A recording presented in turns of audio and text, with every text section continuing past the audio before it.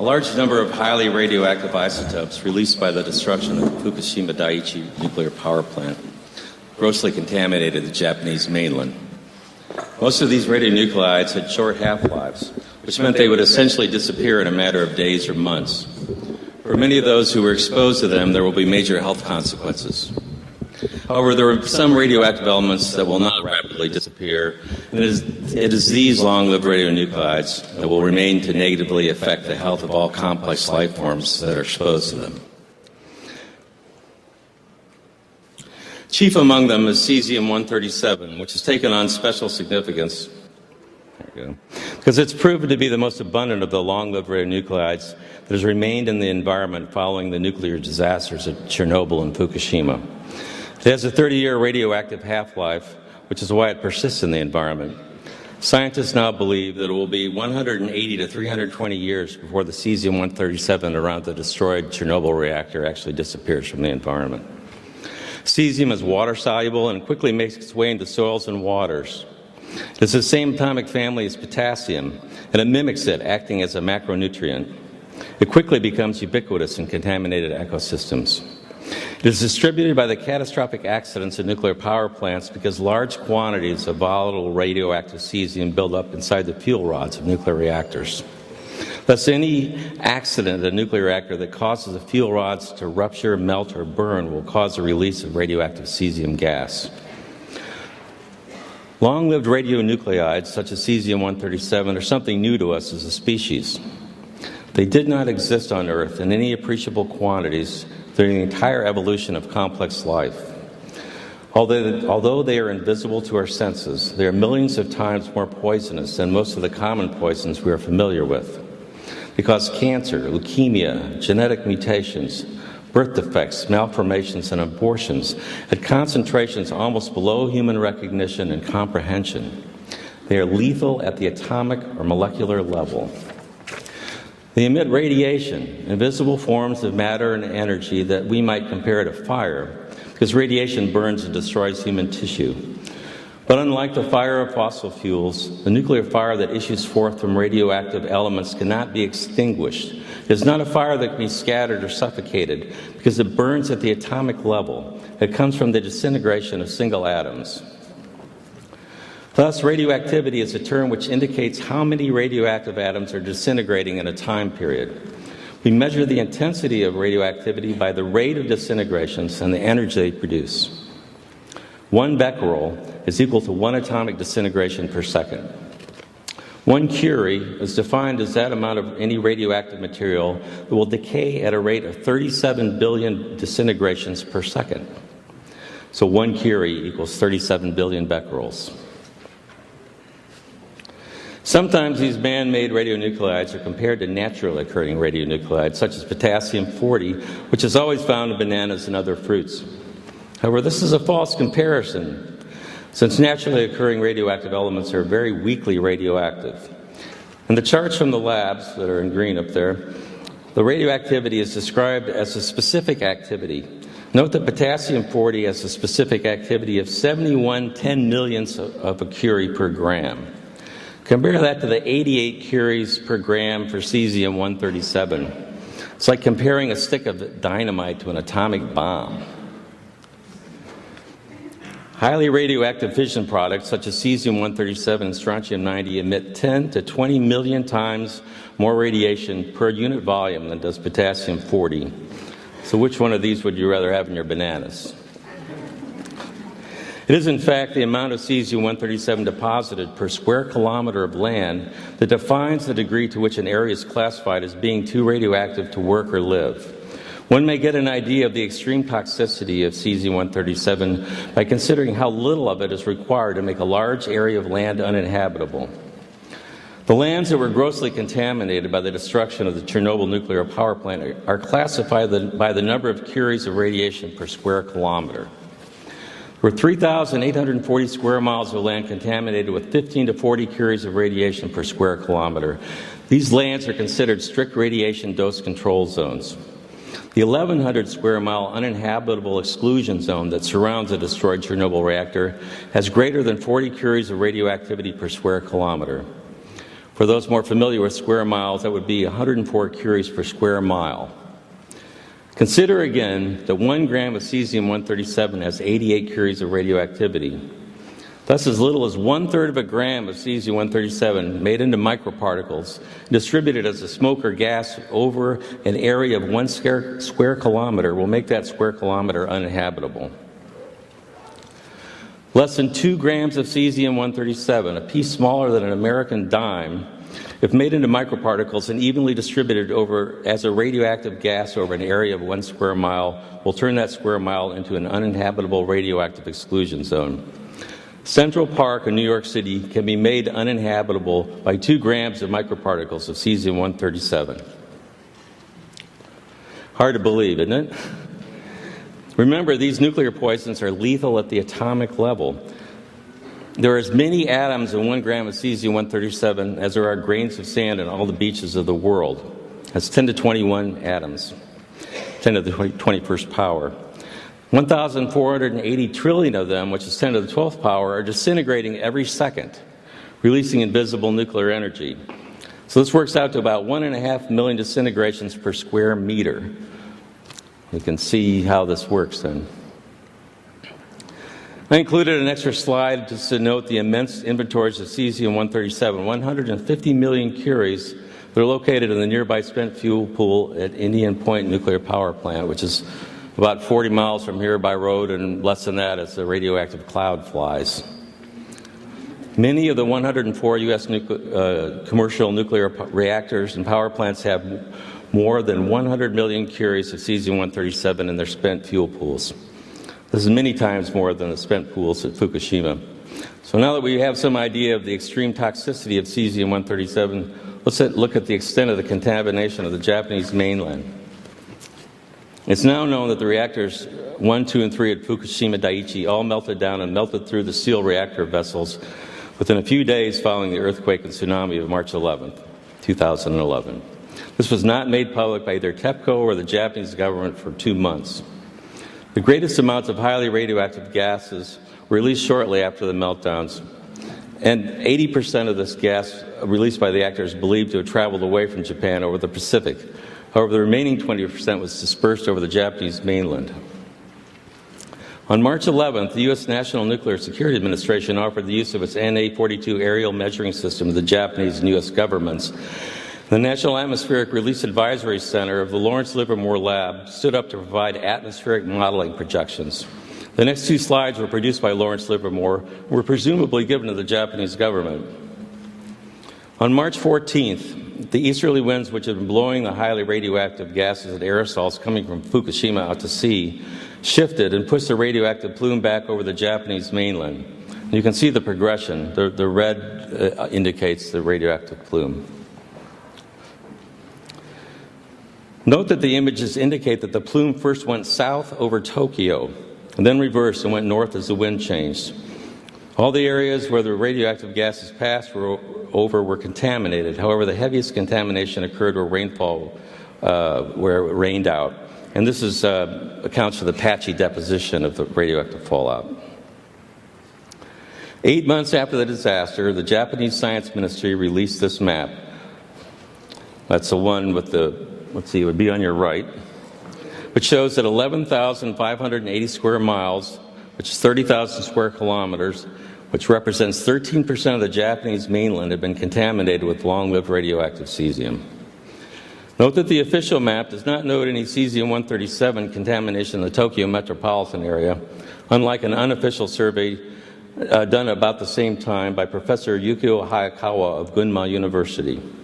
Given the fact that the Japanese government and TEPCO denied for 2 months that any meltdowns that had occurred at Fukushima, one must look at all official data with a healthy degree of skepticism. 4,500 square miles, or earlier today we heard 7,700 square miles, which is an area larger than the size of Connecticut, was found to have radiation levels that exceeded Japan's previously allowable exposure rate of 1 millisievert per year. Rather than evacuate this area, Japan chose to raise its acceptable radiation exposure rate by 20 times, from 1 millisievert to 20 millisieverts per year. However, approximately 300 square miles adjacent to the destroyed Fukushima reactors were so contaminated they were declared uninhabitable. 159,000 Japanese were evicted from this radioactive exclusion zone, lost their homes, property, and businesses, and most have received only a small compensation to cover the costs of their living as evacuees. Note here that the criteria used for evacuation is the millisievert. It's not a measured quantity of radiation per unit area that I've described, such as the Curie or becquerel. Rather, the sievert is a calculated quantity. It's calculated to represent the biological effects of ionizing radiation. In other words, the millisievert is a derived number based on the mathematical models which are used to convert the absorbed dose to effective dose. So what is the increased health risk to Japanese based upon their exposure to 20 millisieverts per year? Let's examine the figures constructed on the basis of data published by the National Academy of Sciences. It was provided to me by Ian Gard. The vertical y-axis is calibrated to the number of cancer cases per 100,000 age peers.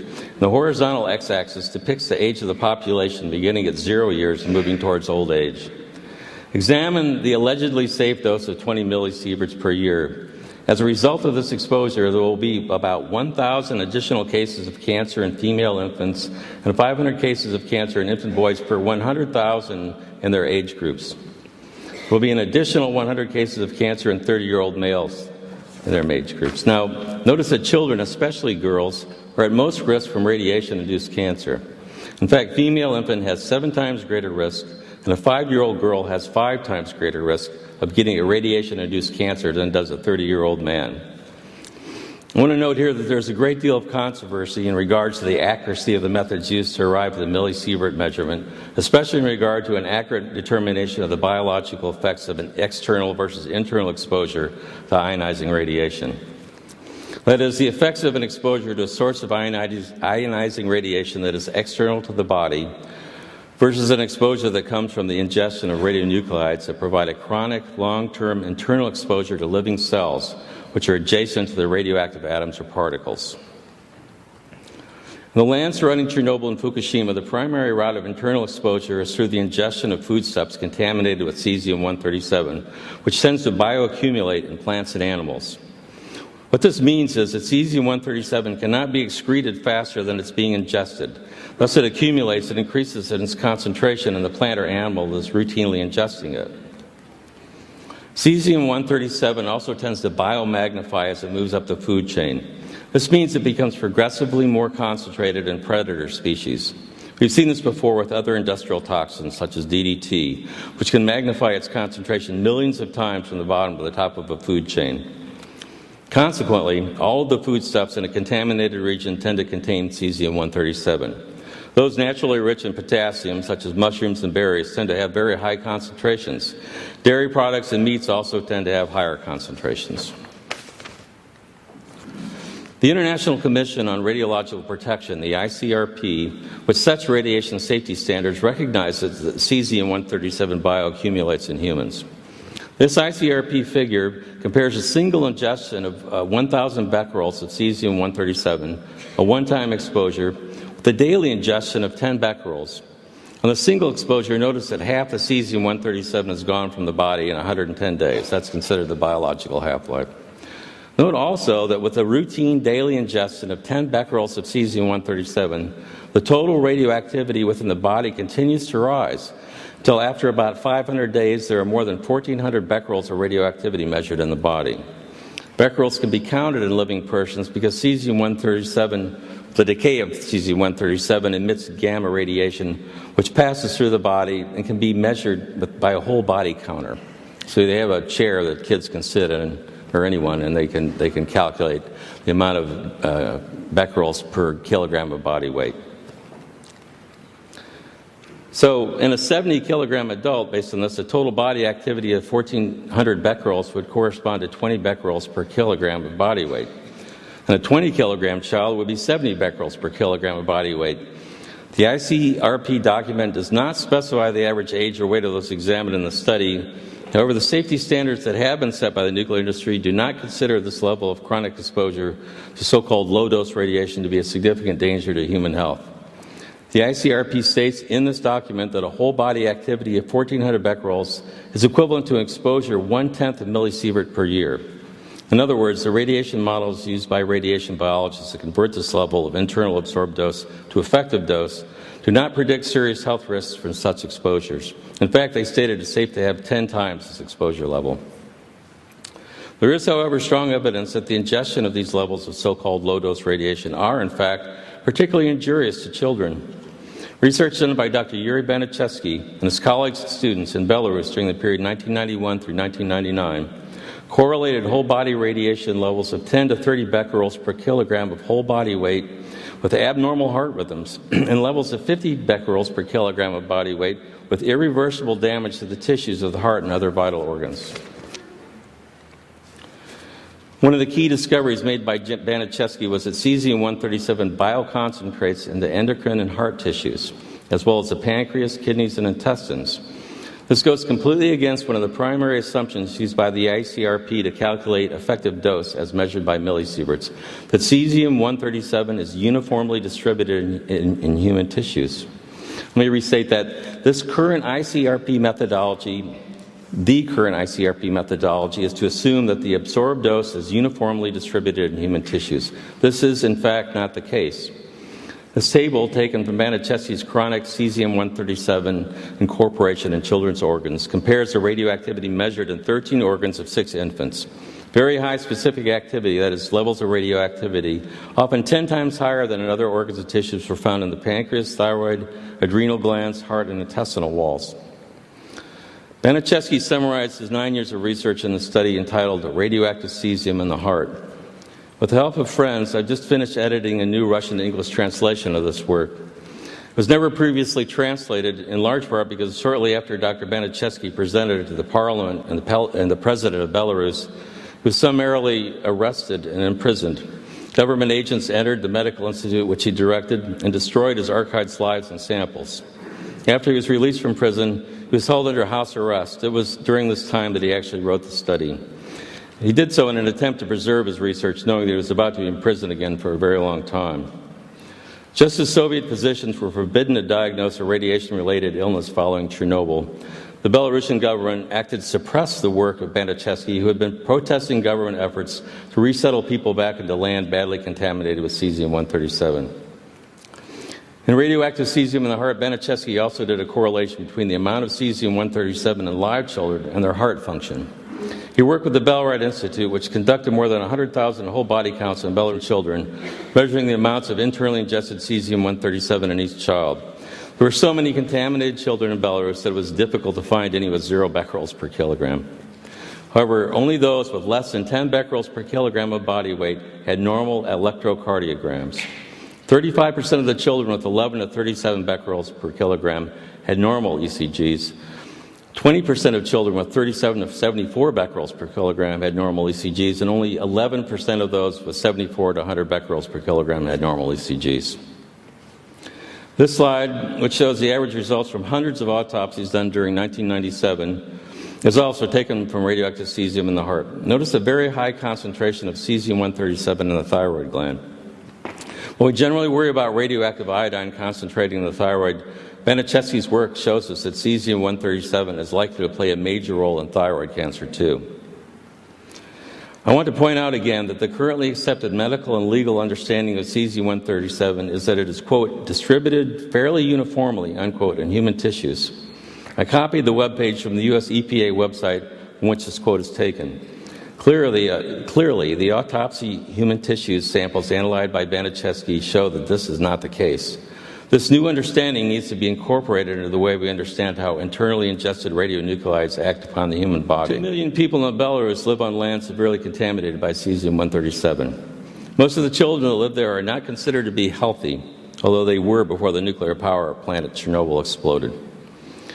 14 years after the explosion, 45 to 40% of high school graduates had physical disorders, including gastrointestinal anomalies, weakened hearts, and cataracts, and 40% were diagnosed with chronic blood disorders and malfunctioning thyroids.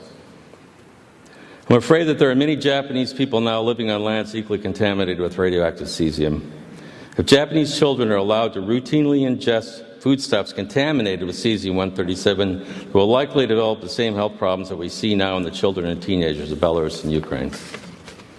Thus, it's very important that we recognize the danger posed to children by the routine ingestion of contaminated food with cesium-137, wherever they might live. It's also important to prevent further nuclear disasters which release these fiendishly toxic poisons into the global ecosystems. Given the immense amounts of long-lived radionuclides which exist at every nuclear power plant, this is an urgent task. I hope I've made it clear that long-lived radionuclides produced by nuclear power plants are neither safe nor clean. What's suggested is a very bad idea to manufacture these nuclear poisons to try to make electricity. That it's past time we stop manufacturing them and try to manage those which we have already created, which must be isolated from the ecosystems for at least 100,000 years. Thank you.